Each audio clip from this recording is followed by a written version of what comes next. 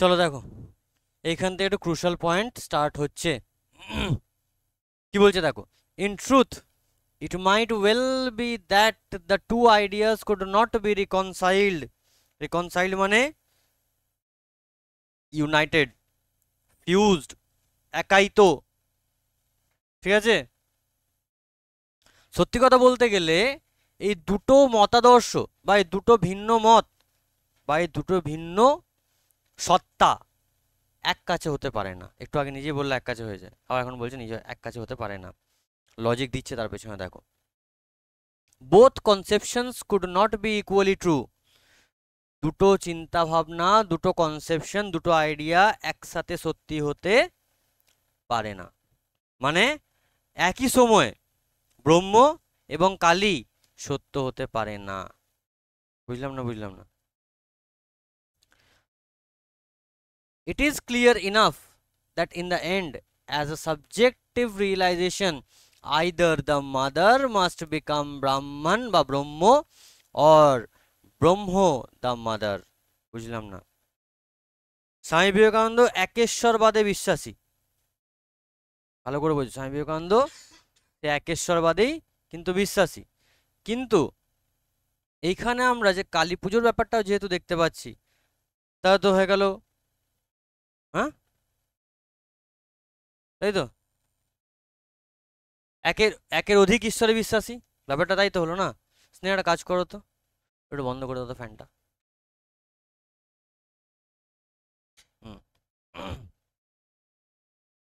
তো ব্যাপারটা অ্যাকচুয়ালি হচ্ছে কি, ঠান্ডা মাথায় বোঝো, হ্যাঁ, স্বামী বিবেকানন্দ আসলে এক ঈশ্বরেই বিশ্বাসী। ওনার মতে ঈশ্বর একটাই। সেই ঈশ্বর কখনো হয়তো ব্রহ্মের রূপ ধারণ করছে, আবার কখনো কালীর রূপ ধারণ করছে। বুঝতে পারলাম? সুতরাং একই সময় ব্রহ্ম এবং কালী একসাথে সত্য হতে পারে না, একসাথে উপস্থিত থাকতে পারে না। বুঝলাম না? হুম, আচ্ছা,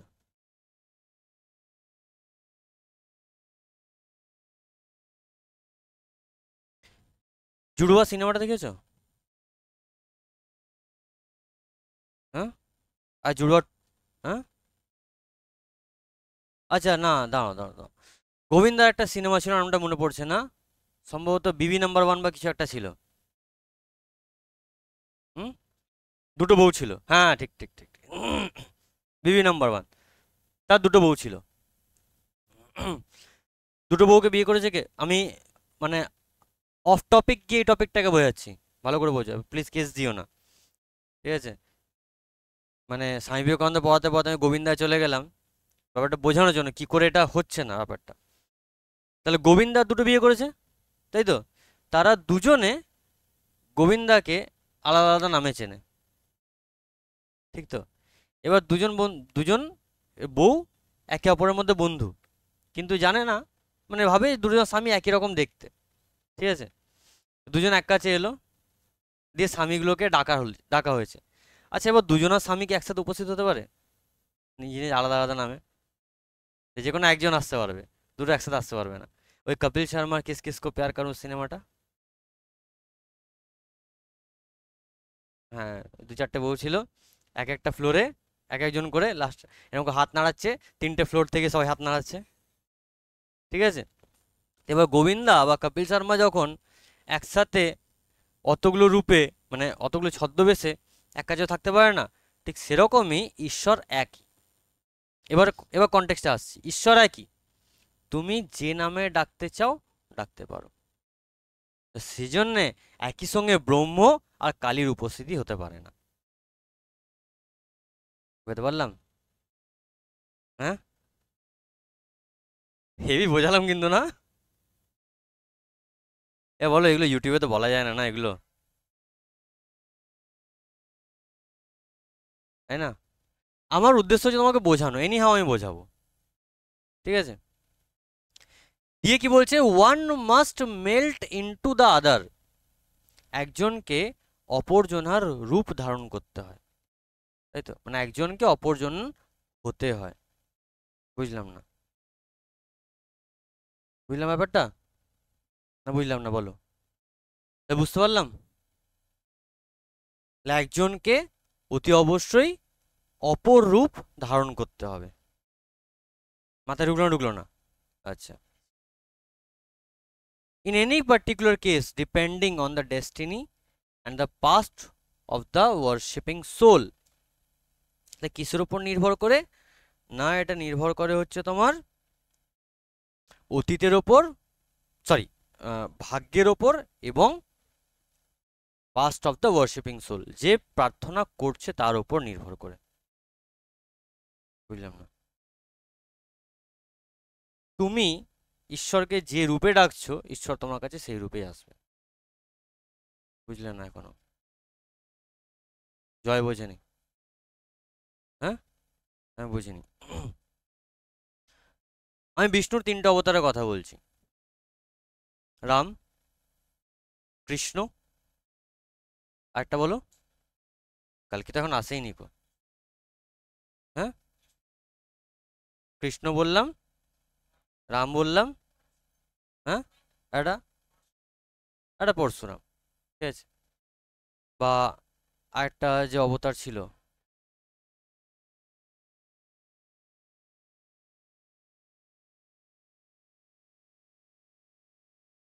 যাই হোক, আমি দুটো অবতারই ধরলাম। ঠিক আছে, আমি দুটো অবতারই ধরলাম। আমি দুটো অবতার ধরলাম, একটা রাম, একটা কৃষ্ণ। অ্যাকচুয়ালি রাম এবং কৃষ্ণ কার অবতার?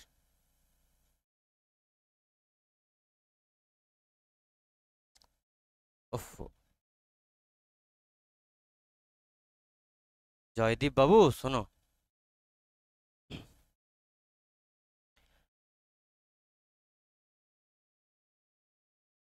বিষ্ণুর অবতার, বিষ্ণু পৃথিবীতে বহুবার বহু অবতারে এসছেন। ঠিক আছে, তার মধ্যে একটা হচ্ছে রাম অবতার, একটা হচ্ছে কৃষ্ণ অবতার। এটা তো জানি, বুঝতে পারলাম। এবার তুমি তাকে কোন রূপে, মানে তার কোন রূপকে পূজা করছো, সেটা তোমার উপর ডিপেন্ড করছে। তুমি যে রাম অবতারকে পুজো করো, তাহলে তোমার কাছে বিষ্ণু রামের অবতারেই আসবে। আর যদি কৃষ্ণ রূপে পুজো করো, তাহলে কৃষ্ণ অবতারই আসবে। ঠিক আছে, এবার সে আলাদা ব্যাপার, তুমি শুধু কৃষ্ণ রূপটাই পুজো করবে। নাম, নট টকিং অ্যাবাউট গোপাল রূপ, বাঁশি ধরে। হ্যাঁ, হ্যাঁ, হ্যাঁ, ও গিটার ধরে।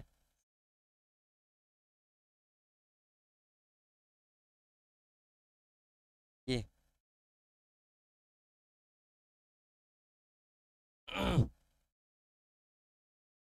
বার্ধক্যের লক্ষণ এগুলো, বুঝতে পারলাম এতদূর? নেক্সট এগোই। For my own part, the conversation I have related mark an epoch. Epoch মানে একটা যুগ বলতে পারো, ঠিক আছে? একটা এরা বলা যেতে পারে, ঠিক আছে? যুগ, কে প্লিজ এটা বলো না যুগ মানে বোঝো না। এর থেকে মানে আমি রীতিমতো ভেঙে চুড়ে গুঁড়ো করে পড়াচ্ছি, আর এর থেকে সম্ভব নয়। বা এটা প্লিজ বলো না স্যার এই গুঁড়োটাকে জলে গুলে খাইয়ে দিন।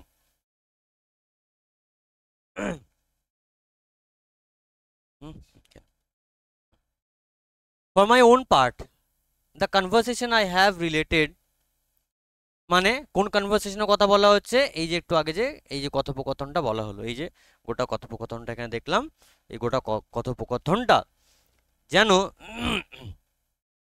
ওনার ওপর একটা ভালো ইম্প্যাক্ট ফেললো। ঠিক আছে, একটা নতুন যুগের সূচনা হলো ওনার অন্তর্মনে। ঠিক আছে, এতদিন হয়তো একটা অন্য উনি ছিলেন, মানে সিস্টার নিবেদিতা, এগুলো শোনার পর একটা অন্য যুগের ওনার মধ্যে সূচনা হলো। Ever since it took place, I have thought I saw in my master's attitude a certain element of one who carried for another a trust confided to him.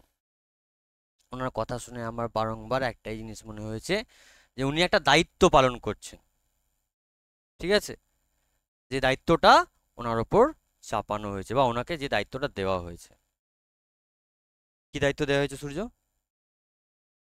হুম?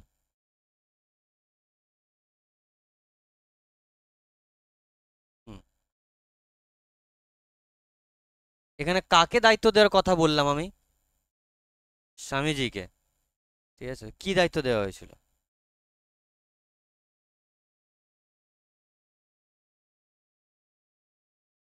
কি দায়িত্ব দেওয়া হয়েছিল? এটা প্রশ্ন রইলো, আমি এখন উত্তর দেব না। মঙ্গলবার দিন ফিস্ট হয়ে যাক, বিরিয়ানি ফিরিয়ানি খেয়ে নাও।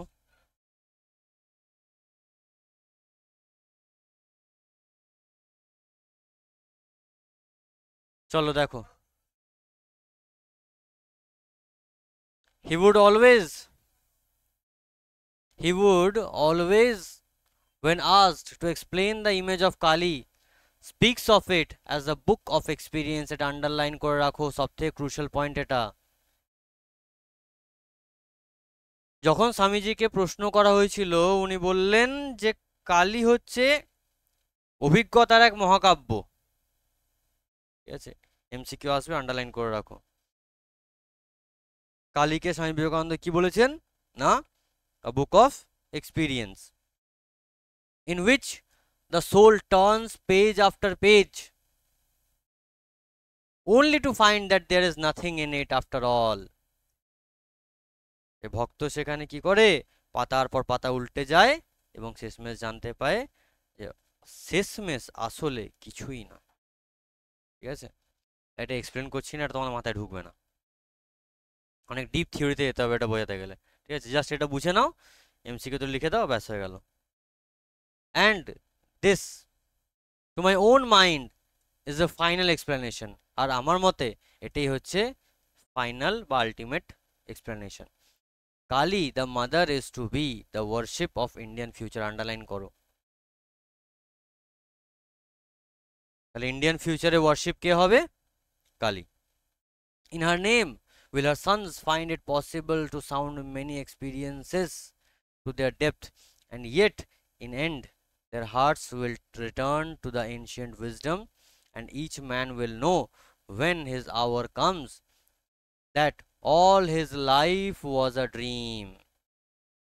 তার সন্তানেরা যখন এই বুক অফ এক্সপিরিয়েন্স পড়বে, শেষমেশ তারা যখন চরম সত্যটাকে জানতে পারবে, চরম উপলব্ধি যখন হবে, মানে ব্রহ্মজ্ঞান যখন লাভ করবে, তারা শুধু একটাই জিনিস রিয়েলাইজ করবে যে তাদের গোটা জীবনটা আর কিছুই ছিল না, নিছক একটা স্বপ্ন ছিল।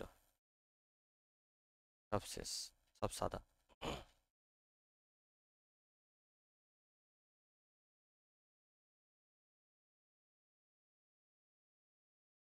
নেক্সট এগোই। দেখো, who does not remember the Vedha like words of Gita. ঠিক আছে, ঠিক বেদের মতো গীতায় কিছু শব্দ আছে, সেগুলো কে জানে না? কিরকম? এটা বলছি, not verily by avoiding action can a man rise to this inaction. ক্রিয়া ছাড়া কি নিষ্ক্রিয়তায় পৌঁছানো যায়?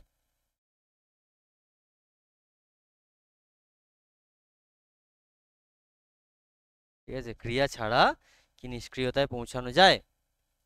নিষ্ক্রিয়তা মানে তুমি বলতে পারো এখানে আলটিমেট যে পাওয়াটা, সেটাকে নিষ্ক্রিয়তা বলা যায়, যেখানে, হ্যাঁ, এক্স্যাক্টলি, হ্যাঁ, হ্যাঁ, মানে সেখানে আর তোমার কোনো চাওয়া পাওয়া থাকবে না, আর কোনো ইচ্ছা থাকবে না। ঠিক আছে, সবই যেন প্রাপ্তি হয়ে গেছে, সব পেয়ে গেছে। বুঝতে পারলাম? Exactly. May we not similarly know for a certainty that not without going through this experience can we reach the realization at the end? অভিজ্ঞতা ছাড়া কি আমরা এই শেষ পরিণতিটাকে এক্সপিরিয়েন্স করতে পারি? তাই না? To the mother, to the Brahman, sorry to Brahman, মা মানে কালী থেকে Brahma, through new life and knowledge and many changes, through the struggles, the victories and the defeats of the immediate future, to that safe heaven of the soul where all is one and all is peace. এটাই হচ্ছে সেই নিষ্ক্রিয়তা। সারা জীবনে কষ্ট, সংগ্রাম, যুদ্ধ, জানা অজানা সমস্ত কিছুর আলটিমেট রেজাল্ট হচ্ছে শান্তি, শান্তি, শান্তি। টিএস এলিয়ট একটা লাইন আছে ওয়েস্টল্যান্ডের, দত্তা দময়তা দয়াধ্বম, শান্তি, শান্তি। টিএস এলিয়টের 400 লাইনের একটা কবিতা আছে, the wasteland, 400। As I look more and more closely into the life of the great teacher, great teacher বলতে গ্রেট টিচার কাকে বলা হচ্ছে? হ্যাঁ, আরেকবার, শুনতে পাচ্ছি না। Good. Whom I have followed, I see each day with growing clearness how he himself was turning the pages of the book of experience, and that it was only when he had come to the last word that could lie back like a weary child. উনি, আমি ওনাকে একটা শিষ্য হিসেবে আমি ওনাকে যে গুরু পেয়েছি, ওনাকে শুধু দেখেছি এই বুক অফ এক্সপিরিয়েন্স, শুধু পাতা উল্টে গেছেন, উল্টে গেছেন, এবং শেষমেশ ক্লান্ত হয়ে একটা ক্লান্ত শিশুর মতো উনি বলেছেন কি, in the arms of his mother, তার মায়ের কোলে, to be wrapped away at last into the supreme revelation, knowing that all this was but a dream. ক্লান্ত হয়ে মায়ের কোলে ঢুলে পড়ে চিরনিত, মানে যখন সুপ্রিম রিভিলেশন, সমস্ত কিছু তার জ্ঞান লাভ হয়েছে, এবং উনি কি বুঝতে পেরেছেন? সব কিছু নিছক স্বপ্ন ছাড়া আর কিছুই ছিল না। একটু আগে যেটা বুঝতে পারলাম, একটু আগে এটা জানলাম। এখানেই আপাতত শেষ।